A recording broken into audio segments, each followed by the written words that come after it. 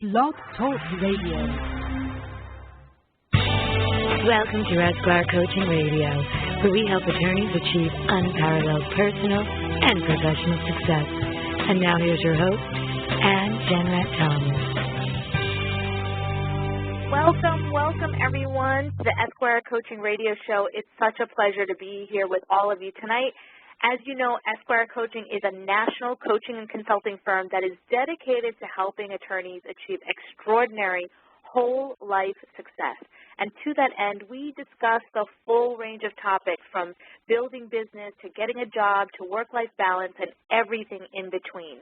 Today, we have a very special guest who's going to talk to us about dealing with what she calls Serenity busting employees.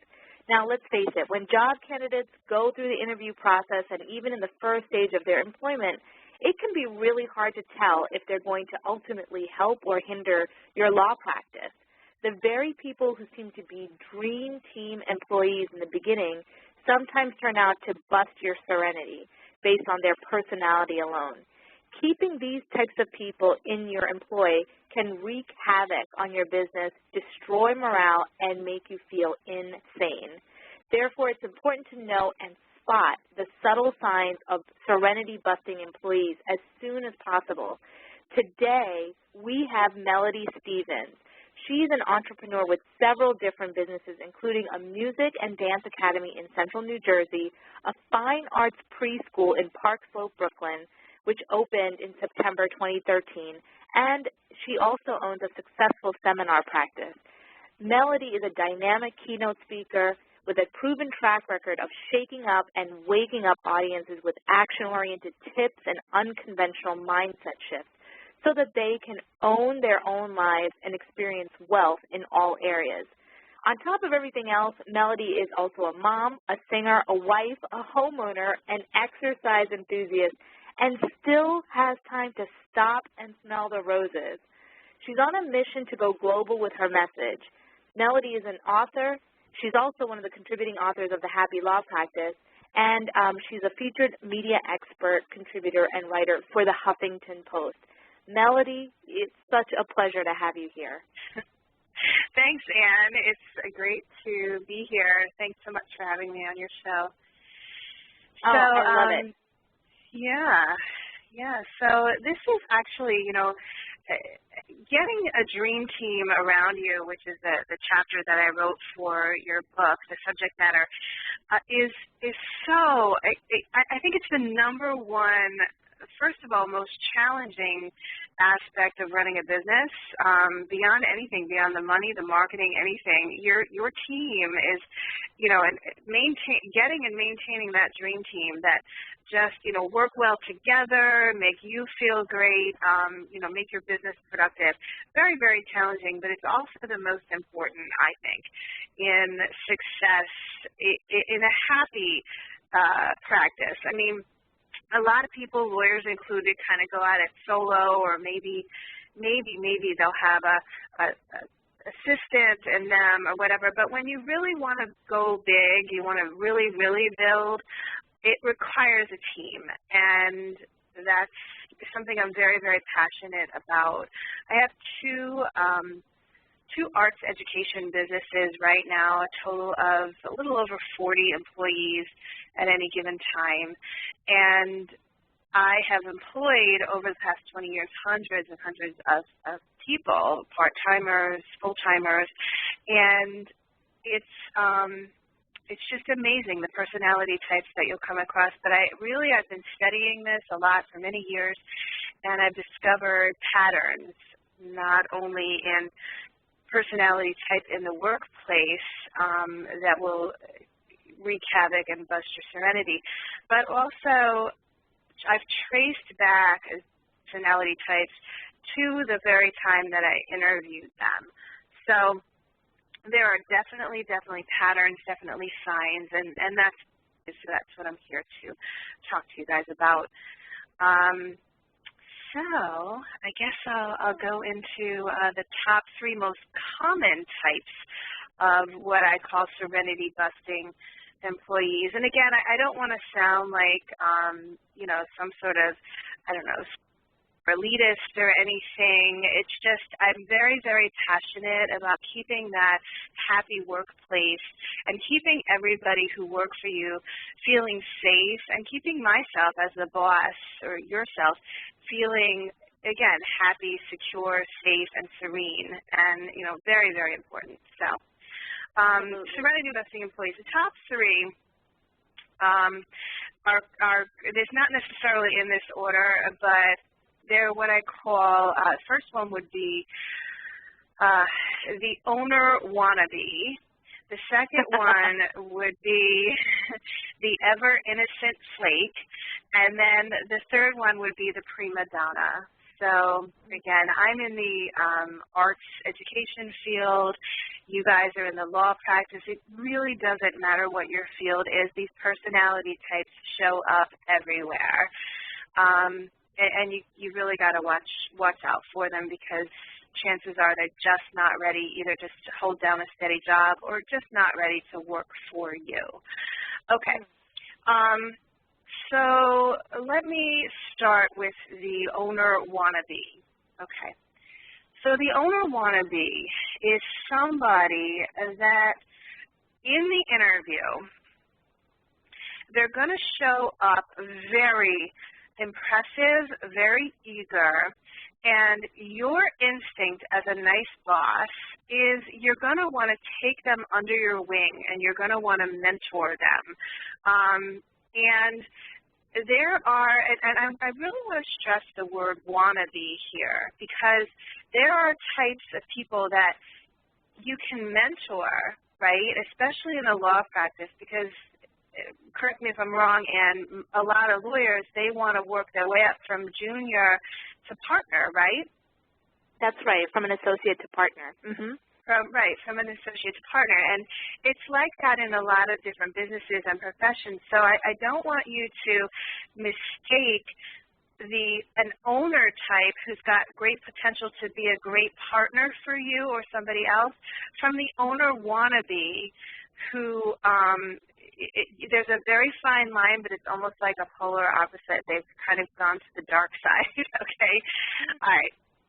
So the owner wannabe, one of the biggest signs of an owner wannabe, and you guys are lawyers, so you might be better at this in the beginning than I was. I've gotten quite good at it now, but years ago I couldn't spot them. They will subtly evade your questions in the interview. It's very, very interesting what an owner wannabe will do. And every one of them that I've had, I think back to the interview, and I would ask them a question, and they would answer it like very subtly, avoiding the exact answer. And you'll feel a little bit dizzy and a little bit like they're talking in circles a little bit, but for some reason they still come across as very eager, and they will compliment you, and they will make you feel great, and just want to learn from you. And they will also tell you that one day they want to own a business like yours in your field. And again, in the legal profession, they will say something like, I aspire to be a partner in a law firm one day, okay? But again, just pick up those really subtle cues, because they very, very, very self-willed people, to the point where they will subtly evade many of your questions, especially ones they can't answer. They're very afraid of saying the word, I don't know. Okay, leadership, good leaders will say, I don't know. Owner and that's an owner category or a potential partner, right? The owner wannabes will almost never say, I don't know, and they'll instead skirt around your question and make up some answer that sounds actually logical, and chances are most people would get sucked into it. Again, I've got faith in you lawyers that you'd be better at this in the beginning than I was because you can kind of smell that. Yeah, so go ahead, Ann. Let me ask you one quick question.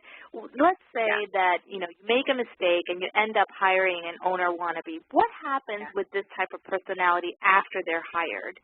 Yeah, what happens is they're going to be your star employee at first, okay, and you're going to want to give them a lot of jobs and a lot of responsibilities. I mean, stellar employee, okay?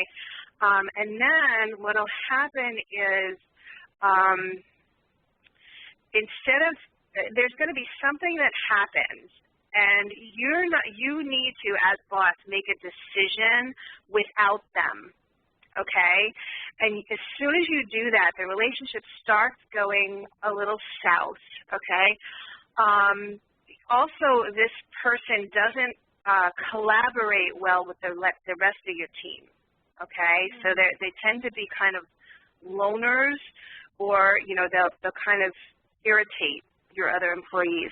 But you think that they're the greatest thing since sliced bread, but then ultimately you need to start taking the reins in, or you'll make changes. Oh, goodness, yes, you'll make changes in your original business that you had when you originally hired the person. And then the owner wannabe starts to become argumentative, but argumentative in a way that's kind of manipulative, and almost it can really suck you in if you're not really looking. So those are the signs, and then, you have to get them out, and you have to kind of quickly get them out. And yeah, it sounds like they would poison the rest of the staff or the rest of the flock, correct. So to speak. That's correct. That's why I'm talking about this one first, because it's a very, very strong personality, and a strong personality that can really sabotage. That's what it is. They start to sabotage, and then, if you start to get really successful, then they start to be jealous. And you don't necessarily know they're jealous, because they're very good at these subtleties that seem logical but really are not. But they'll underhand you. They'll talk to your clients behind your back, typically. Wow. Yeah, and that's the owner wannabe. It's a very, I think it's a very dangerous type of personality to have working for you. Wow, that's a real eye opener. You have such a clear description of this personality type, and one thing that's occurring to me is, we might see quite a bit of this type within the legal profession. People that want to get right in and take over, essentially, and have a negative attitude that could undercut the authority of the partner or the named partner, practice group leader. Here's the other danger about an owner wannabe. Your clients won't necessarily see through it, because they're not as close to them as the staff and you are. So your clients will fall in love with them. So once you realize you've made a mistake and you've got this personality type, I suggest getting them out as quickly as possible, because there's definitely a danger that clients will follow them. Now, eventually the clients will see through them as well. But at first you could really potentially lose some business over this. That's a great point. Yeah, they win over clients very easily. They're good schmoozers. What's this? They're good schmoozers. Yes. Very, very, very good schmoozers. Yes, they are. Yeah, so again, that word wannabe is very important, because, again, if you take the wannabe out and you hire somebody who's more of an owner, that can be a great person and a great partner, and they will collaborate with you, they will cheerlead you, they will work with you, they will make you feel great about yourself, they will collaborate well with the rest of the staff, and they will be a leader with you in your company, and they will never undermine you or talk to your clients behind your back or things like that. They will be your kind of your partner, even if they're hired as an associate. It's like they'll be your partner from the get-go. So you really need to really watch out for those subtle delineations between the two. That's an excellent point. Now let's talk about the second type of Serenity busting employee. Yeah, this would be the ever-innocent flake. And this type of person I've learned to kind of smile at, because, I mean, it's kind of it's kind of a sad type of personality, but okay, so in the interview, okay, an ever innocent flake is typically somebody who's overly bubbly and enthusiastic, okay? They're thinking entirely with their right brain, okay? Their left brain has not kicked in. The logic has not kicked in about the job and the fact that there's actual times and responsibilities that are required in showing up for the job. That's not kicking in. I don't know what is going through their brain, but it's not realistic. But you'll want to hire them because they're so darn cheerful and so so enthusiastic about the job. They don't seem to have any fears about the job. No, I can do that, I can do that, I can do that, I can do that. And, you'll hear that over and over again. Oh, yeah, no problem in the interview, right? Be very, very skeptical of this, because if somebody doesn't bring up any fears, concerns, or questions in the interview, chances are they're an ever innocent flake, okay? See, the universe balances energy, right? So when somebody is that enthusiastic and that bubbly, they either don't know what they're going into or they just don't have a grip on reality. So again, as much as you're tempted to hire them because they're a great spirit in the interview, just be very wary of this. So what happens, okay, so let's say, you just got this positive, enthusiastic person, yes, I can do this, that, and the other thing, and then you see, here's what happens. So after you hire them, there's always a honeymoon period, by the way, with any employee. Okay, sometimes the honeymoon period lasts a week, sometimes it lasts 3 months. I don't think I've had a honeymoon period last more than 3 months for anybody. So just so you know, true colors come out 3 months or less typically in my experience. So they'll start calling out, not showing up, and the thing is, the reason why I say ever innocent flake is the excuses they make up. You would feel like a horrible person for calling them on it, because inevitably their kid just fell down the stairs, somebody's in the hospital, somebody died. These are all different excuses they'll give you on different days.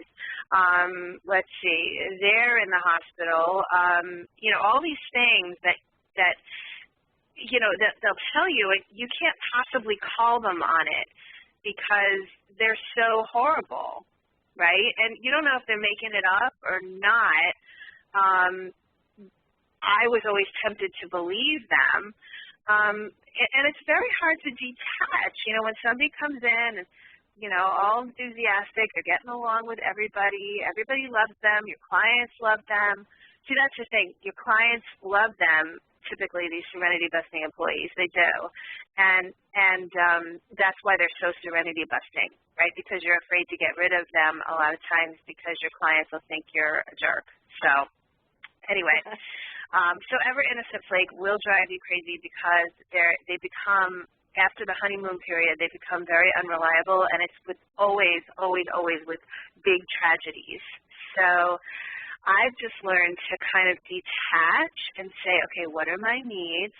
This person, no matter what their reasons are not meeting my needs. Okay, now, again, just like the last Serenity Buster, there's a fine line, because you can have a dream team employee that's bubbly and enthusiastic, okay? The only difference in the interview is they did have maybe 1 or 2 questions or concerns. That's a good thing, okay? So, but a dream team employee will maybe have something tragic happen. In fact, you may see their personality turn. They may be coming in sad or more lethargic. That's when to sit down with your dream team employee and say, hey, what's going on? Is there something happening in your life, right? If they're all of a sudden unreliable or coming in late or just lethargic or something like that, you do want to get personal with them. But the fine line is, with the Serenity Best employee, the ever innocent flake, it's like constant and always something different but equally tragic. Oh, so it's just something that it's ongoing. Like it's one thing after another that keeps them. One thing after another, and it sounds real. It sounds real. Whether it's real or not, I still don't know, because some people just kind of bring drama onto themselves. But you know, so you don't know if it's real or not. But it's one thing after another, and it's always something different in an ever innocent flake. Mm-hmm. Oh, whereas dream team okay. employees can have tragedies happen and their attitude will turn, but it can come back with a little compassion. Got it. And so I can see how in this instance, this type of employee really impacts productivity, might impact deadlines, really be, you know, somebody that if there's always a crisis, everyone else in the firm is probably scrambling to make up for the work that they're unable to consistently do. That is absolutely 100% correct. Huh. Okay. So I think I have definitely seen this, you know, in my days in the law firm, and I think, you know, this is that there are definitely. I don't see it as many, you know, among lawyers, but I definitely think that there is a certain population within among lawyers that fall into this category. Now, let's talk about the prima donna. And the thing is, also consider, you know, it may not be a lawyer you're hiring, it may be support staff. So a support staff person can fall into these categories as well, just so you know. Oh, yeah. Okay, got it. And and actually, you know, that's something that's really important, because for many attorneys, the support staff is crucial to being able to get things done. And if they're constantly dealing with one drama after another, you know, then it really impacts our ability to get things done. And you know, even an owner wannabe can come in the form of an assistant. Huh. Okay, that's really interesting. So now, even what though about I used the example of a lawyer. Talk to us a little bit about the prima donna type. Yes. Okay, so the third and final one that I'll cover, there's many more, but these for me have been the most common. The prima donna type will come in with a very, very stellar resume. Okay, they have worked for some very prestigious people, and they have, and it's true. But they kind of use their resume as an excuse for everything. So, you know, they could be like with a client and, you know, be on a personal call on their cell phone, and then the client will complain to you about it, and you'll go back to the prima donna type and say, hey, why were you on your cell phone when you were supposed to be, you know, tending to this client? And they'll say, well, have you shown this client my resume? Something like that. So as if their credentials are an excuse for common work ethic, common reliability, common practice, you know, and I would imagine that the prima donna type would be pretty prevalent in a law field, I would think. We definitely have our fair share. Right. So they're in the music field too, believe me. So that's, again, there's always a fine line between Dream Team and Serenity Buster, right? So, again, in the interview, a prima donna is referring you back to their credentials. They're not going to relate to you very well as a person, okay? They're very self-centered people, and as such, as I said, they don't recognize necessarily the impact that their actions have on your firm, the rest of the employees, or the clients. They're kind of blinded, unable to see. Again, just like the other two types of employees, they have a great way of the clients fall in love with them. And except for the ones, you know, the one or two that'll experience the person on their cell phone, the prima donna on the cell phone, you know, but the rest of them, oh my goodness, in my field, they've played on Broadway, you know, and in your field, they've done law for the president, you know, right? And it's, right, so people are kind of enamored by their credentials, and they're enamored by their own credentials. Now, here's the deal. Do you necessarily not want to hire somebody with good credentials? No, of course you do. But it's really that ability to, there's a humility that you need, as I'm sure you know, with your dream team employees.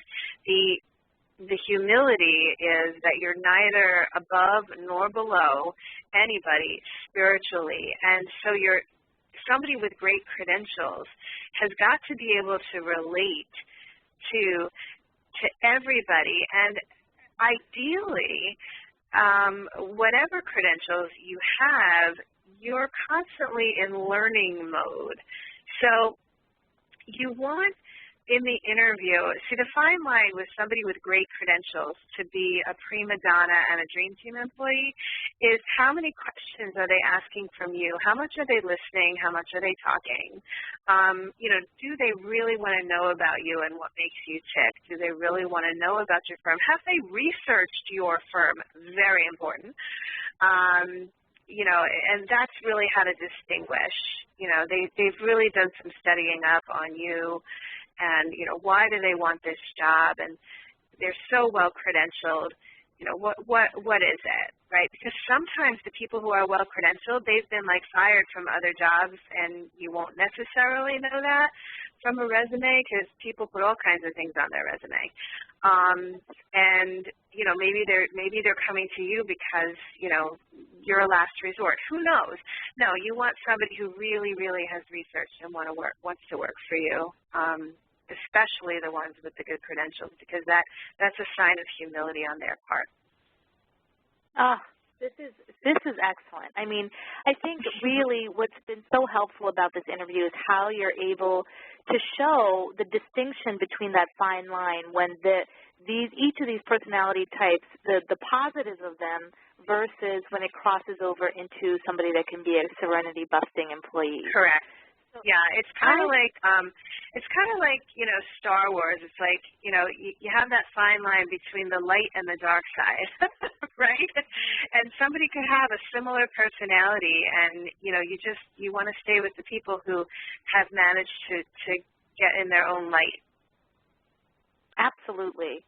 So, you've given such a great amount of information, and I'm sure that some people that listen to this interview will have some questions or may want to reach out to you. So tell our audience how they can reach you. Two ways. One would be to call my office, and my assistant will answer, and then we can set up a time to chat. And that would be, and my assistant's name is Heather, and her phone number is 732-580-6098. And then the other way is to shoot me an email, and that would be melody@timemillionaireonline.com. Excellent. And you have at least 2 books out, so can you just mention their titles and where people can get them? Yeah, one book I have on Amazon, and that's called Become a Time Millionaire. And then the subheading is 100 Ways to Gain an Extra Hour a Day. So that's my main book. And really the second published book I have is with you, Anne. It's The Happy Law Practice. And my chapter, 8 Ways to Build Your Dream Team. And that's also available on Amazon. So, Melody, yes. This has been amazing. Thank you so much for being our guest today. You're welcome. And listeners, I just want to remind all of you, just let's keep this conversation going. Do you have Serenity Busting employees? If so, let us know on Facebook or on Twitter. You can find all of our links right on our website, www.esquirecoaching.com. Next week, we will be speaking with the American Bar Association. We're going to be talking about their upcoming Legal Career Expo. Until then, be well.